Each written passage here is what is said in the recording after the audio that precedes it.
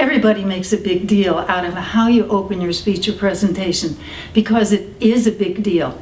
If you just plunge right into the middle of your talk and don't bother connecting or engaging, they won't be listening and you'll be wasting your time. There are lots of ways to open. Stories are a really great way, and I hope you use them. There's another way that I really want to talk about because so many people get it wrong. Maybe you've heard somebody say, the best way to engage your audience is to start by asking a question. Well, yes and no. I've heard it work, but I've heard it bomb way more times. The best question I ever heard on an opening was about 10 years ago at a 5-day training on graphic software. And the instructor started with, what is the most used piece of software in the world? Whoa. Now, to take a little aside here, think of the difference between what is the most used piece and what do you think is the most used piece. Because what do you think frees the audience to be able to jump in and answer, and if you ask it the other way, it sounds like, I really ought to know that answer.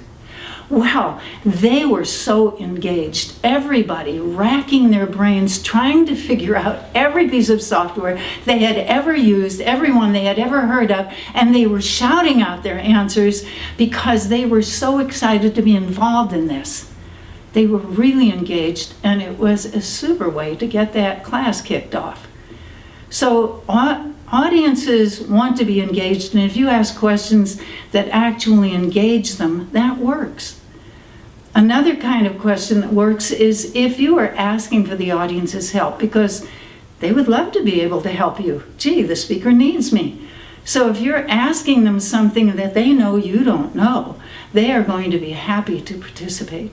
A survey is one way to do that. You could ask them questions that would help you to target your message better.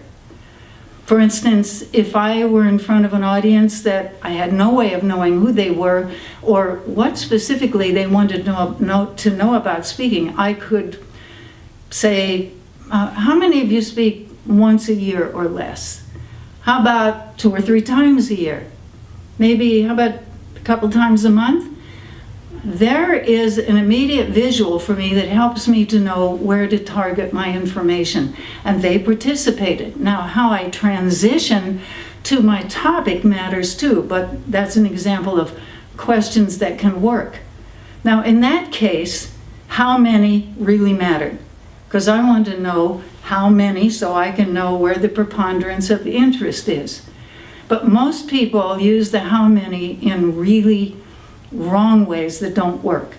Because if you don't need quantity, then the how many is going to kind of put your audience off balance just a little bit, because they know you don't need to know the number.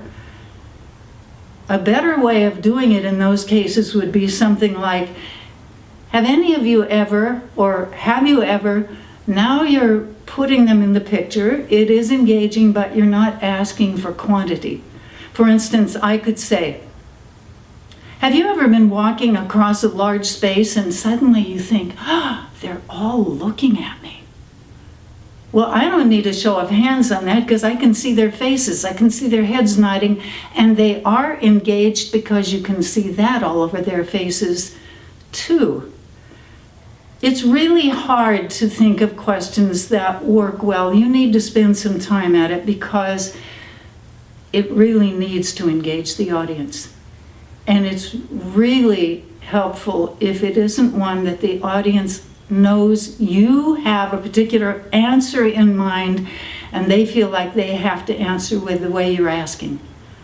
So here's one that I love to hate that falls in that category. Show of hands, how many of you would like to make more money? Well, if you're in an audience where that's what they all got together for that day and that's the focus, they'll probably all raise their hands and maybe it works there.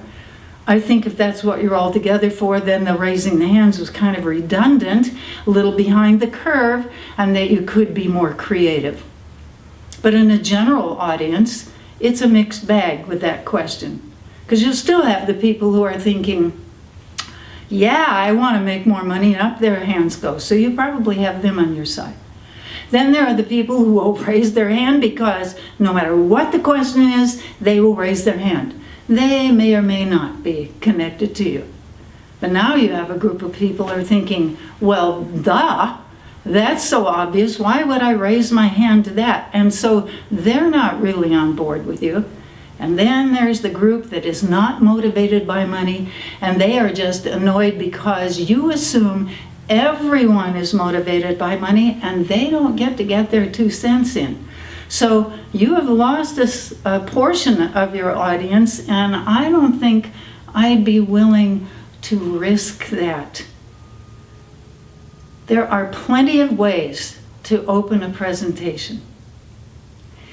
If you decide that you want to start with a question, be sure that you are respecting the audience's intelligence and really engaging their thinking, because you do want to connect if you want to have a successful presentation.